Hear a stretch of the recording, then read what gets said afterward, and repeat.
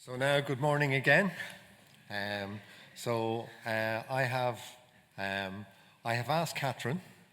I've asked Catherine to read some Welsh for me from God's Word, and because I couldn't do it, right? So I need help. So Catherine, all yours. Well, do you want to say where it's from in the Yes. Bible? Yes, right, okay. Catherine is going to read from the book of Acts, chapter 4, starting at verse 12 and 13.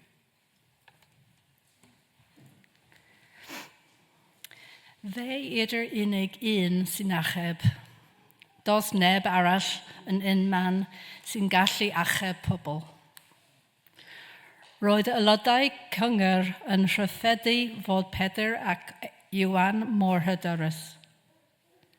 Roedden nhw'n gweld mai ddynion cyffredin di-addysg oedden nhw, ond yn ymwybodol hefyd fod y dynion yma wedi bod gyda Iesu.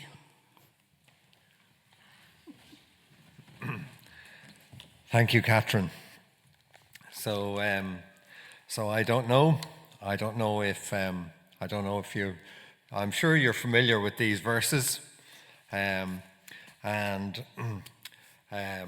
in English, in my English, it reads something like this: "There is salvation in no one else. There is no other name in all of heaven for people to call on to save them." The council members were amazed when they saw the boldness of Peter and John. For they, the members of the Sanhedrin, could see that Peter and John were ordinary men who had no special training. But they also recognized them as men who had been with Jesus. So, like was said earlier, I think it was Solomon said, where 2 or 3 are gathered in my midst, or in my name, I am there among them. And this, Catherine and I are here, but it's not about us, because Catherine and I are 2 ordinary people, but the God we serve is an extraordinary God, and what he has done, he has enabled us to do some extraordinary things. God led Catherine and I back to Ireland 26 years ago, but those details aren't important. We can talk about them over tea, but what is important is what God did. And then 18 years ago, we joined Operation Mobilization. I left here as a sailor and a ship's captain, and Operation Mobilization had a ship, and I said, that'll suit me very well. I want to join Operation Mobilization and go on a ship. And that's lovely. There are lots of great expressions, hymns, phrases, words of wisdom in God's Word, the Bible. But there are 2 particular ones that very often come home to roost. They are, but God. So when I put in all my applications and everything, I was offered 2 months on a ship in the Caribbean, the sort of thing that sailors dream about. 2 months in the Caribbean, absolutely fabulous. But unfortunately, fortunately, it's not unfortunate where God is concerned. Our 2 eldest girls, Ciara and Sinead. Ciara was doing her Leaving Cert, her final exams in secondary school, and Sinead was doing her junior cert between junior high and senior high. So I was not able to go to the Caribbean. OM said to me, have you considered Roscommon? And like the cynic that I was, and probably still am, I said, Roscommon, do you have a ship in Roscommon? And they said, no, but we have a house that needs project manager, needs a driver, needs an Irish person, needs needs all sorts of things. And I said, I can do all those. I can do all those. I can do all those. Very little thinking that that's what I would be doing, you know. So there we were, Catherine and I, joining OM for what we thought was a year, working with this international mission organisation. But God has a different view of the year. But God, now, at the end of August, Catherine and I are retiring. And we are not sure what's in store for us, but God, He knows. And we are looking forward to that. So one of the things in the past 18 years is that Penralt has supported us every step of the way, right? And we want to thank God for your prayer, encouragement, backing, blessing, friendship, fellowship, and and we come here today with hearts of thanksgiving and praise for what God has enabled us to do through your support. There are lots of people, I can't name them all, right? The missions committee, the Lydia ladies who adopted us and got our many prayer requests and brought them here to the church, the ministers who for some reason keep inviting us back, right? And then the families who have put up with us in our houses. Pardon? Sorry, I'll read that again. The lovely people who have put us up in their homes, you know. So what's been happening? There's been a lot happening. A lot happening over the years. OM in Ireland has shrunk, but God's work has not shrunk. And we continue to work there. Somebody said to me, "What story are you going to tell?" And I said, "I'm not going to tell a story. Why would I tell a story?" And they said, "Because you always tell stories, right?" Okay. So, like Megan said earlier on, Catherine works in people care, and I work in maintenance, and then I don't have a big red bus anymore. I have a big red prayer tent, 3 meters by 3 meters by 2.5 meters high, and we go out on the street with that. It's a lot easier to park than the big red bus, you know, and but the misfortune is we can't make our own tea. We have to go and buy it, right? Okay, but that gets us by. So we work in a town with a church with the churches in Athlone. There are about 5 evangelical churches in Athlone, and we work with them, and we are out there every Friday afternoon after school. The children there get out at 1:30 from the high school, and of course they all flock into town, and we are there, and we get questions from them. They come looking for Bibles because they have some project or other, and so that's one of the things we do.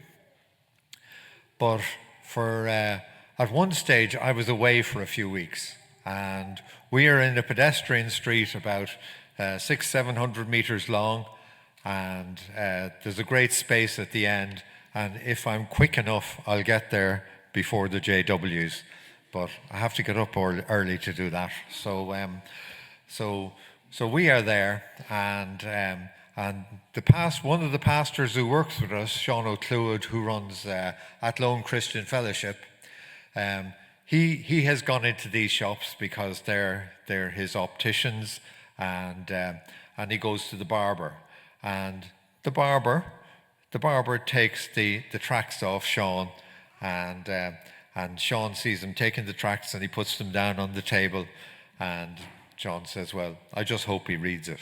So Sean was in the barber at one stage, and I was away doing something else, probably at the ploughing championships or doing something else somewhere around the country, I don't know. And the barber said to Sean, "Well, Sean," he said, is that tent belong to you, or is it some other organisation, or do you work together? And Sean said, no, that tent belongs to another organisation, and we do work together. And the barber said to him, well, I haven't seen it in a few weeks. And Sean said, oh yeah, he's away, Colm's away, he'll be back. And the barber said, I like that tent out there. And Sean said, why? He said, it's in front of your shop. And he said, yes, he said, but it brings footfall, it brings colour. And this barber said to Sean, he said, and Sean said, well, have you read any of the leaflets I gave you? And the barber said, oh yeah, I've read them all. He said, it's great to talk to the people who I'm cutting their hair. He said, I've always got something to talk about. And those people ask me, he said, they say, what are those guys doing out there? And the barber says to them, go out and ask them. And if they shun it, he'll say, oh, well, they're talking about this or they're talking about that. From the leaflets, we're talking about God, talking about Jesus, you know. And that's one of the things that we do. And it's lovely being in Athlone on a Friday afternoon with the children coming, because they have great questions. They want to know what the standards are. They want to know what the limits are and why we believe what we believe, why we believe in God. And we just continue to tell them. So, now, one of the other things about Ireland's only 75 miles from Holyhead, another little country on the edge of Europe, right? And OM's mission is that OM wants to establish an international organisation working in 110 countries, yeah, about 6,000 people all around the world, with 2 ships, one of which is the biggest floating library in the world, which will be visiting here this summer and visiting Ireland as well. And we're going to show you that later. But OM's mission statement is that we want to see vibrant communities of Jesus followers among the least reached. And like I said, Ireland, little country on the west of Europe, 75 miles from Holyhead, 120 kms, right, is in fact the least reached English-speaking country in the world. And you kind of say, that can't be right, but it is. Less than 3% of the people in Ireland are believers. And the majority of that 3% are people who have come to the country from other countries. So, so that's what we're up against. And it's very easy for me to say that's what we're up against, but that's where God has brought us. That's what God has done, and that's what you have been supporting. And you know, and like it says in one of the Star Wars, you can correct me, I think it's Rogue One, we are not alone. And definitely with your support, we are not alone. And it's really excellent. So, what's my challenge for you? Well, I have a great challenge for you, right? I was supposed to look up something this morning, but I didn't look it up because I was too busy. Or I just didn't think of it. Have you ever thought of a ladder holder? A ladder holder, right? Now, I don't mean the ladder holder you get delivered from Amazon, right? Because I wouldn't like that, because it just makes the ladder heavier, right? Okay? No, I'm talking about the person who holds the ladder. The person who holds the ladder has to be there when the craftsman, plumber, painter, glazier, roofer, builder is working up the ladder. The ladder holder has to be there. That ladder holder makes sure that the person who's up there is safe and secure, especially going up and down the ladder. But that ladder holder also knows what that person needs and when they will need it, and they will have it all prepared for them when they need it, right? And well, what happens is that lots of us can be ladder holders, right? And and the ladder holder be running errands for the skilled person up the ladder. And that ladder holder knows everything that's going on at the top of that ladder. He is given all the tools, he has all the equipment, cement, paint, whatever it is, putty for the glass. And in the end, that ladder holder can actually, when the skilled person comes down and says, I have done my stint, I have run the race. When that ladder holder comes down, or when the skilled person comes down, the ladder holder can say, that's great, now I can do it. And there'll be another ladder holder who'll come and learn and see. So if you have any ideas and you say, I haven't a clue what I could do, just remember, you can always hold the ladder. So, and everything will go very well. Why will everything go very well? Everything will go very well because that ladder holder has been faithfully doing the work that God has given them. And I would now like to ask Catherine to show you some of the opportunities that are available. We have our... Hi guys, is the PowerPoint there? What comes up first is actually a photograph of us. We did a big outreach from our church in Ballinasloe.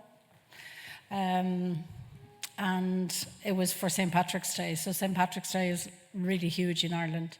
But because St. Patrick is, or was a believer, it's a really great foundation to actually use what he wrote and what his testimony was. Anyway, we haven't got a PowerPoint at the moment. But I wanted to say that it's been mentioned a couple of times that the Logos Hope is coming. You may or may not know anything about the ship, but the ship's ministry, there are two ships. One is very large, which is the Logos Hope that's coming to Europe, and it hasn't been in Europe, I think, for something like 10 years. On the ship, there are over 300 Christians living on board of every age. They have whole families there. They've got a school on board. It's a really amazing environment for people. Can you go the one before? I don't know, do you have the video or? Yeah. Oh, is it the next slide? Sorry, thanks. I've put the dates up here, the British dates, actually the Irish dates. This is amazing about God because we told you we're finishing at the end of August. My name is Abigail. I am 19 years old and I come from Zimbabwe. I work as an assistant cook on board Logos Hope. Before I joined the ship's ministry, I was in my final year of high school. I was praying and seeking God on the next step that He had for me. He told me I should take a gap year, and I felt like this was God opening the right door at the right time. What I love about the ship's ministry is how different we are, but also how alike we are. We are all from different cultures, we're from different backgrounds, we all exercise our faith in different ways, and yet because we have one common goal in mind, we're able to put everything else aside and focus on the one thing we have in common, which is Jesus. If you're considering applying to be part of the ship's ministry, I would completely recommend it. Every day that you step out of your cabin, you are signing up to learn something you didn't already know. Come as you are.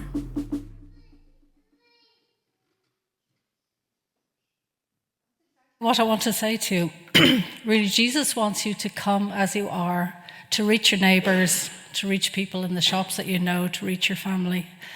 But if there are people that really want to have even a short-term adventure with Jesus, you can actually join the ship as a volunteer while it's here in Britain. So I have a QR code at the end, so you can contact OM in the UK. But it's a marvellous place. You can bring your youth group, you can bring the children to visit the ship, you can join it for a year, you can join it permanently.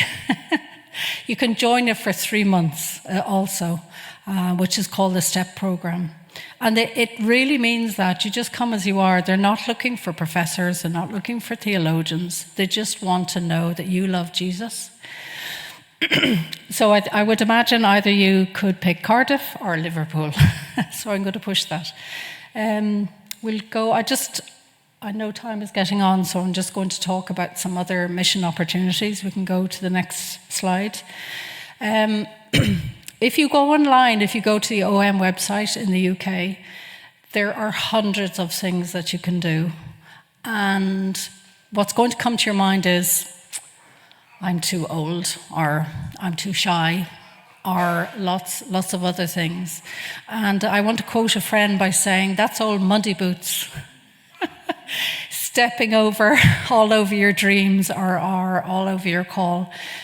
What I really would encourage you is to go for a week. In Ireland, we often have run these outreaches. We have people coming for a week, and I'm the one that debriefs them before they leave. And it's astounding how God has moved in their lives.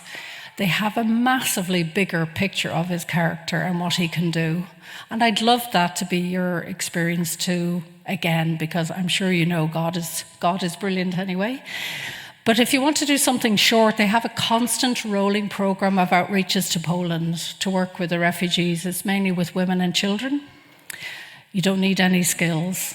So if you have 2 weeks to spare, that is really something wonderful you could do. And then if you really want to try and do like street evangelism, try and step out into that, there is in September a week, or it's actually 9 days in London, so you don't even have to get on an airplane. Nothing in OM, you're never alone going out and doing any ministry. You're always with OMers that have done it for years. So you're not going to be pushed out, or as Peter was, you don't have to leap out of the boat in faith. You're always with someone. So we'll go to the next slide, thanks. I just picked random things. So the Artreach is actually a 1-year program you can do again in Britain. It's working alongside an established Christian artist in a church situation, but it's like a gap year. It's 9 to 10 months, and it's in the northwest of England in a church. And then if you're feeling, this is also in Britain, church planting is available for you to join for a year alongside, obviously, like full-time OMers. And the other thing I would say is people who have skills like HR skills, accountancy skills, financial skills, you can actually volunteer for OM. We have an OMer that we know well. He's retired, living in New Zealand, and he does the books for the OM field in Tunisia because, you don't need to be in the country to do something like that. So OM is also looking for professionals that can work for them remotely. There's no reason not to be involved, is probably what I would like to say. And this is our code. But if you just type in OM UK, you'll come to the website. But we'd love to encourage you. Come as you are and give it a go.